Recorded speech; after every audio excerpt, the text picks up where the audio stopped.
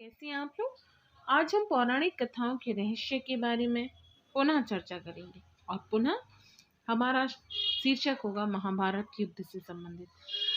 महाभारत युद्ध से संबंधित एक ऐसे पात्र के बारे में चर्चा करेंगे जिन्हें महाराज युधिष्ठिर ने बगैर अस्त्र शस्त्र के युद्ध लड़ने वाले राजा की उपाधि से सम्मानित किया था। तो आइए हम भी उस राजा के बारे में जानते हैं।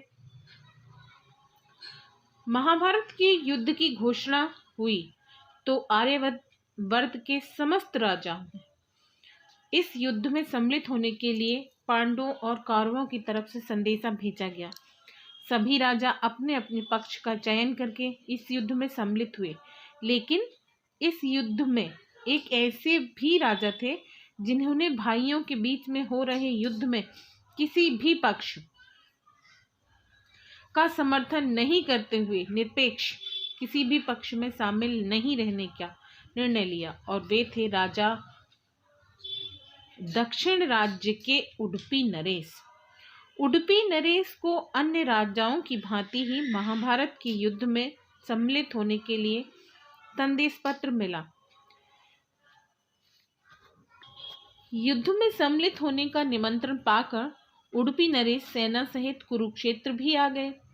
कौरव पक्ष और पांडव पक्ष दोनों यही चाहते थे कि उडुपी नरेश उनके पक्ष में शामिल हो जाएं, और उडुपी नरेश दो भाइयों के बीच में हो रहे इस युद्ध में शामिल नहीं होना चाहते थे। लेकिन उडुपी नरेश इस बात से भी भली भांति परिचित थे कि यह धर्म और अधर्म के बीच का युद्ध है, इसीलिए यह युद्ध होकर ही रहेगा। इस युद्ध को टाला नहीं जा सकता। चूंकि इस युद्ध में उडुपी नरेश सम्मिलित होना चाहते थे, लेकिन किसी भी पक्ष में शामिल नहीं होना चाहते थे। अपनी इस दुविधा के समाधान के लिए वे भगवान श्री कृष्ण के पास गए और अपनी समस्या कह सुनाई। भगवान श्री कृष्ण और राजा उडुपी के बीच इस समस्या को सुलझाने के लिए बातचीत आरंभ हुई। बातचीत के दौरान ही उडुपी नरेश को ज्ञात हुआ कि इस युद्ध में 45 लाख से लेकर लगभग 50 लाख योद्धा और सैनिक सम्मिलित होंगे। उडुपी नरेश ने भगवान श्री कृष्ण से कहा, पूरा दिन युद्ध करने के बाद रात्रि में उन योद्धाओं और सैनिकों को भरपूर भोजन की आवश्यकता तो पड़ेगी ही। इसीलिए मैं चाहता हूँ कि आप दोनों मुझे दोनों पक्षों के योद्धाओं और सैनिकों के लिए भोजन प्रबंध करने की अनुमति दें। इस तरह मैं निरपेक्ष रहकर भी अप्रत्यक्ष रूप से इस युद्ध में सम्मिलित हो पाऊंगा। भगवान श्री कृष्ण ने उडुपी नरेश को दोनों पक्षों के लिए भोजन का प्रबंध करने की अनुमति दे दी। अनुमति मिलने के बाद उडुपी नरेश ने भगवान श्री कृष्ण के समक्ष अपनी एक और समस्या रखी। कहा कि प्रत्येक दिन युद्ध के पश्चात लौटने वाले योद्धाओं और सैनिकों की संख्या कम हो जाती है, और उनकी संख्या प्रत्येक दिन कितनी कम होगी उसका भी हम सही अंदाजा नहीं लगा सकते। यदि भोजन कम बनाया जाए तो इस स्थिति में सैनिक भूखे रहेंगे, और यदि भोजन अधिक बनाया गया तो बर्बाद होने पर माता अन्नपूर्णा का अपमान होगा।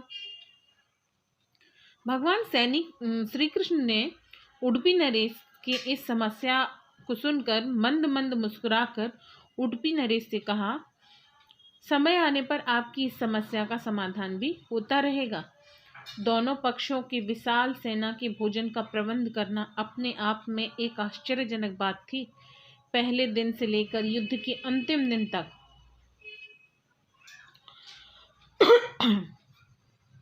दक्षिण के उडुपी नरेश की कार्यकुशलता देखकर दोनों पक्षों के योद्धा और सैनिक चकित थे, क्योंकि पहले दिन से लेकर अंतिम दिन तक अन्न का एक दाना भी बर्बाद नहीं हुआ। दोनों पक्षों के योद्धाओं और सैनिकों को आश्चर्य होता था कि उडुपी नरेश को कैसे ज्ञात हो जाता था कि आज कितने योद्धाओं और सैनिकों को के भोजन का प्रबंध करना है। इसी रहस्य के साथ युद्ध समाप्ति की घोषणा हुई और पांडव पक्ष विजय हुए। ज्येष्ठ पुत्र युधिष्ठिर के राज्य अभिषेक के पश्चात भरी सभा में महाराज युधिष्ठिर ने स्वयं उडुपी नरेश की तारीफ करते हुए बिना अस्त्र शस्त्र युद्ध में लड़ने वाले राजाओं की उपाधि से सम्मानित किया और उडुपी नरेश से विनती की कि वे युद्ध के अंतिम दिन तक अन्न का एक भी दाना बर्बाद न होने के रहस्य से पर्दा उठाएं। उडुपी नरेश ने महाराज युधिष्ठिर से कहा, मैं इस रहस्य से पर्दा उठाने से पहले आपसे एक प्रश्न पूछना चाहता हूँ। महाराज युधिष्ठिर की अनुमति मिलने के पश्चात उडुपी नरेश ने महाराज युधिष्ठिर से कहा, आप इस युद्ध में विजयी हुए, इसका श्रेय आप किसे देंगे? महाराज युधिष्ठिर ने कहा, इसमें भी पूछने की क्या बात है। हम सभी जानते हैं कि यह युद्ध हमने केशव की वजह से ही जीता है। यदि ये हमारे साथ नहीं होते तो धर्म की जीत संभव नहीं थी। महाराज युधिष्ठिर की कही बातों को सुनकर उडुपी नरेश ने महाराज युधिष्ठिर से कहा, जब हम सब यह जानते ही हैं तो इसमें पूछने की क्या आवश्यकता है।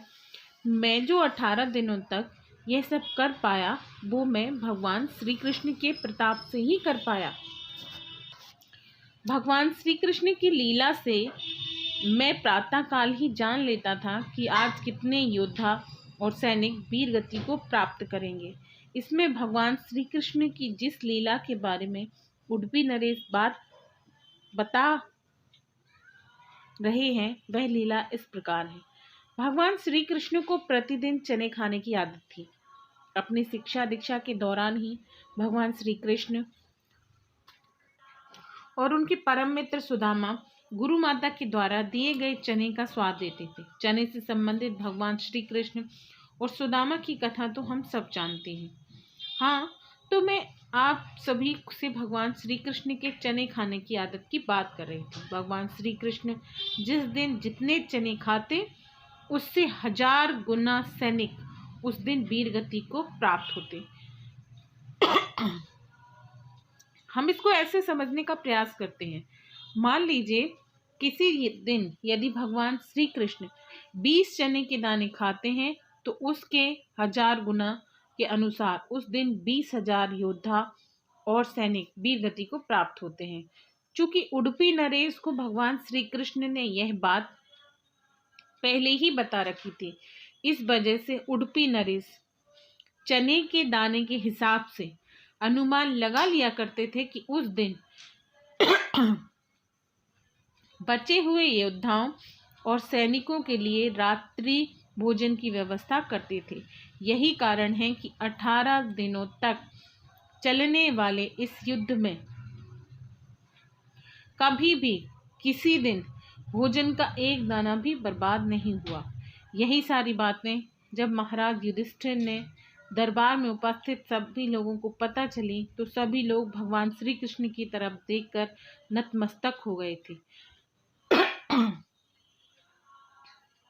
यह कथा महाभारत की दुर्लभ कथाओं में से एक है। कर्नाटक के उडुपी जिले में स्थित कृष्ण मठ में यह कथा निरंतर सुनाई जाती थी।